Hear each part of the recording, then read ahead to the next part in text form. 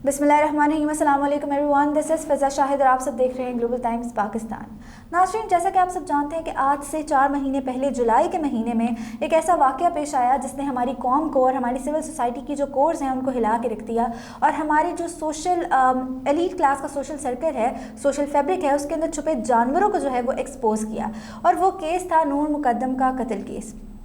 आज की इस वीडियो में हम आपको उस कत्ल केस में जो अहम पेशरफ्त आई है उसके बारे में आगाह करेंगे, एक अपडेट देंगे। और इसी के साथ साथ अपडेट देने से पहले मैं आपको एक रीकैप जो है वो सुना देती हूँ, क्योंकि हमारे जो दिमाग हैं हमारी सोसाइटी के आजकल के वो इस तरह से हैं कि पुराने वाक़यात को बहुत जल्द भूल जाते हैं और इसी वजह से आज तक ये जो 4 महीने हो गए ये केस जो है वो अभी तक एक ट्रायल में है। सबसे पहले तो रीकैप ये कि 20 जुलाई को जो नूर है वो अपने घर से अपने दोस्त ज़ाहिर जाफिर के घर जाती है और 2 दिन तक उसे जो है डिटेन करके रखा जाता है और उससे मेंटली और फिज़िकली अब्यूज़ किया जाता है, टॉर्चर किया जाता है और उसके बाद उसका कत्ल कर दिया जाता है। पहले तो कत्ल करने के लिए एक गन जो है उसका इस्तेमाल किया जाता है, उसके बाद जब गन नहीं चल पाती, शॉट नहीं हो पाता, उसके बाद जो है छुरी का इस्तेमाल किया जाता है और उसका जो सर है वो धड़ से अलग करके उसके साथ जो है उस सर के साथ भी जो है वो बेरहमाना सलूक किया जाता है, मरे हुए इंसान के सर के साथ। और उसके बाद जो कातिल है यानी ज़ाहिर जाफ़िर, जिसकी नूर मुकद्दम जो है वो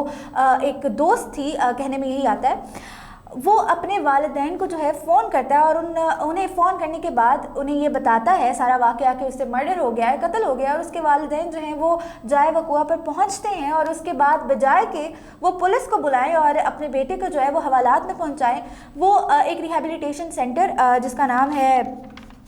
थेरेपी वर्क्स, उसके कुछ मुलाजमीन को बुलाते हैं ताकि वो उस जगह से एविडेंसेस जो हैं उन्हें हटा सकें।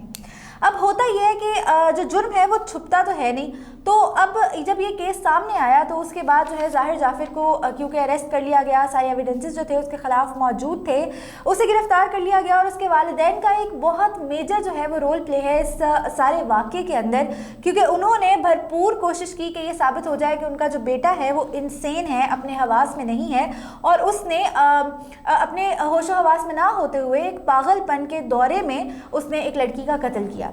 अब इस चीज़ को प्रूव करने के लिए क्योंकि पुलिस ने, इन्वेस्टिगेशन एजेंसीज़ ने बाकायदा तौर पे कोशिशें की और इसके बाद ये प्रूफ हो गया कि ज़ाहिर जाफ़िर जो है वो उस कत्ल के दौरान और उस कत्ल करने के बाद जब उसके ट्रायल्स चलते रहे उस दौरान भी वो अपने सेंसेस में था।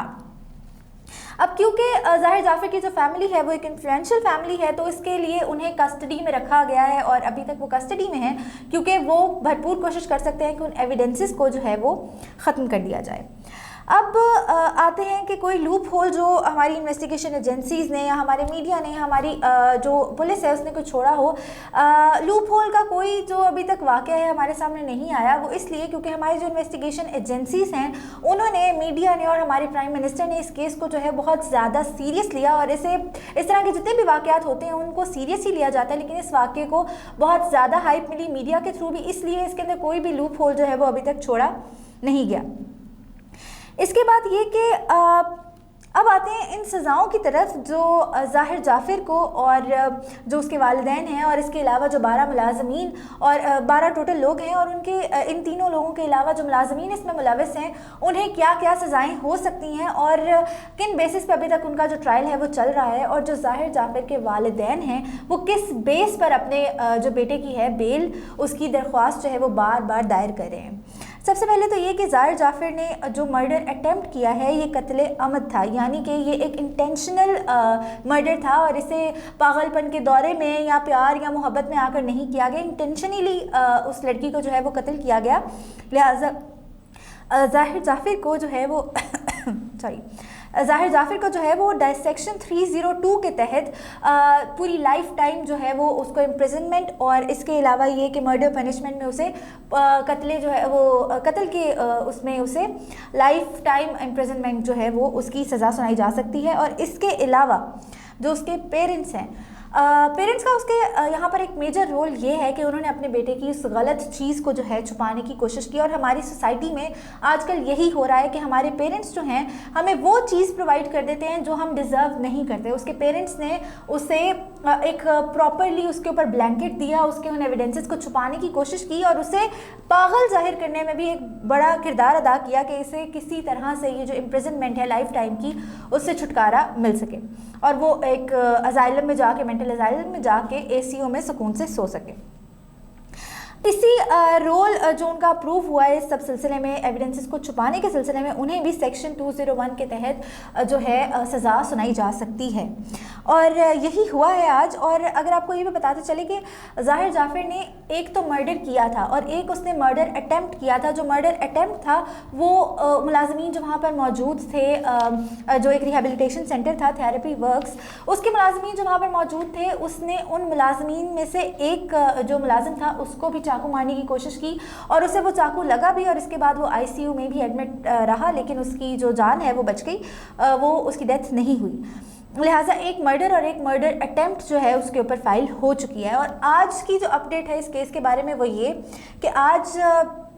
इन 12 के 12 मुलाजमीन को जो है वो फ़र्द जुर्म उन पर आयद कर दी गई है। और एक जो है यानी जो ज़ाहिर जाफ़र है उसके ऊपर तो जो फ़र्द जुर्म है वो आयद थी, सबको पता था कि इसे सज़ा होनी है, लेकिन जो 12-11 लोग इसके अलावा थे उन पर भी आज फ़र्द जुर्म आयद कर दी गई है। और उसके वालिदैन के अलावा जितने मुलाजमीन थे उन्होंने इस जुर्म की सेहत से इनकार कर दिया है और उन्होंने कहा है कि हमने ये जुर्म अटैम्प्ट नहीं किया और ना ही हम इसमें किसी भी तरह मुलव्वस थे। और उन्हें 20 अक्टूबर तक जो है गवाह पेश करने का जो है वो रिटन ऑर्डर दिया गया है। अब इस केस में, क्योंकि इस केस को चलते हुए 4 महीने हो गए हैं, 4 महीने से ट्रायल्स जो है वो चल रही हैं, अपडेट्स आ रही हैं, लेकिन आज जो है सुप्रीम कोर्ट के ऑर्डर्स के मुताबिक इस केस को 20 अक्टूबर तक जो है ख़त्म करना है। लिहाजा 20 अक्टूबर तक का ही टाइम जो है वो उन मुलाजमीन को भी दिया गया है ताकि वो गवाह पेश करें और जो सज़ा है वो सुना दी जाए। व्यूवर्स, ये तो थी अपडेट और इसके अलावा कुछ रिकैप जो था वो पुराने वाक़े का वो हमने आपको सुनाया। लेकिन आज का हमारा सवाल ये है कि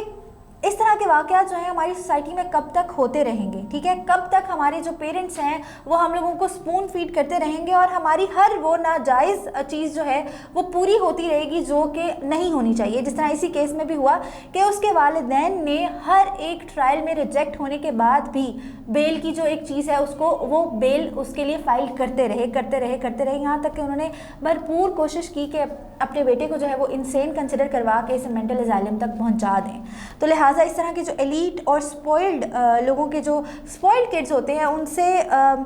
उनको अगर इस केस में ज़ाहिर जाफ़र को सज़ा मिलती है तो बेशक ये एक चीज़ जो है ये इबरत का निशान होगी उन तमाम एलीट सोशल फैब्रिक के लिए जिन्होंने अपने अंदर ऐसे ही जानवर जो हैं उन्हें पाल रखा है। और उनको ये चीज़ जो है बता दी जाएगी इस केस में सज़ा मिलने के बाद कि अगर आइंदा कभी भी किसी भी इन्फ्लुएंशियल इंसान, किसी भी एलीट क्लास के इंसान इस तरह की हरकत की तो उसके साथ यही किया जाएगा। और ना सिर्फ एलीट बल्कि मुल्क के जितने भी रेपिस्ट हैं, जितने भी होमिसाइड्स हैं, जितने भी पीडोफाइल्स हैं, उन सबको ये बात पता चल जाएगी कि अगर इस तरह की अटैम्प्ट उन्होंने दोबारा की तो उसका अंजाम जो है वो बुरा होगा। आई होप कि आपको आज की वीडियो जो है वो पसंद आई होगी और अगर ऐसी ही वीडियोज़ मज़ीद देखना चाहते हैं तो हमारे चैनल को सब्सक्राइब करें और हमारी वीडियोज़ को लाइक और शेयर ज़रूर करें। अल्लाह हाफ़िज़।